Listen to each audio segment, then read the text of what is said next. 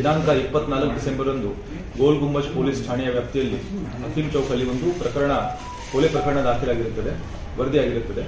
ಇದರಲ್ಲಿ ಒಬ್ಬ ಅಯಾನ್ ಅನ್ನುವನ ವ್ಯಕ್ತಿಗೆ 19 ವರ್ಷ ವಯಸ್ಸಿನ ಅಯಾನ್ ಇವನಿಗೆ ಯಾರೊಬ್ಬ ಕೊಲೆ ಮಾಡಿದ್ದಾನೆ ಅಂತ ಮಾಹಿತಿ ಬಂದಿರುತ್ತದೆ.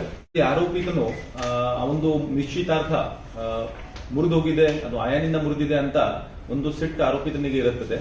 ಮತ್ತೆ ಆರೋಪಿ ಬಿಜಾಪುರದವನು, ಇವರು ಪುಣೆಯಿಂದ ಬಿಜಾಪುರಕ್ಕೆ ಬಂದಿರ್ತಾರೆ. ಆ ಮ್ಯಾರೇಜ್ ಹಾಲ್ ಅಲ್ಲಿ ಇರುವಾಗ ಅಲ್ಲಿಂದ ಅಯಾನ್ ತಮ್ಮ ಗೆಳೆಯನ ಜೊತೆ ಪಕ್ಕದಲ್ಲಿರುವಂತಹ ಒಂದು ಚಹಾ ಅಂಗಡಿಗೆ ಚಹಾ ಕುಡಿಯಕ್ಕೆ ಹೋಗ್ತಾನೆ. ಅವಾಗ ಆರೋಪಿ ಸಹ ಅವನಿಗೆ ಹಿಂಬಾಲಿಸಿ ಅಲ್ಲಿ ಹೋಗ್ತಾನೆ. ಅಲ್ಲಿ ಹೋದ ನಂತರ ಆರೋಪಿತನು ಅವನ ಮೇಲೆ ಚಾಕುವಿನಿಂದ ಹಲ್ಲೆ ನಡೆಸಿರುತ್ತಾನೆ. ಇದರಲ್ಲಿ ಅಯಾನ್ ಮೃತಪಟ್ಟಿರುತ್ತಾನೆ. ಈ ಸಲುವಾಗಿ ಒಂದು ಗೋಲ್ ಗುಂಬಜಲ್ಲಿ 302 ಕೇಸ್ ದಾಖಲಾಗಿದೆ. ಮತ್ತೆ ಇದರಲ್ಲಿ ಮುಂದಿನ ತನಿಖೆ ನಡೆಸಿ ಕೂಡಲೇ ಘಟನಾ ಸ್ಥಳಕ್ಕೆ ಧಾವಿಸಿ ಗೋಲ್ ಗುಂಬಜ್ ಇನ್ಸ್ಪೆಕ್ಟರ್ ನೇತೃತ್ವದ ತಂಡ ಈ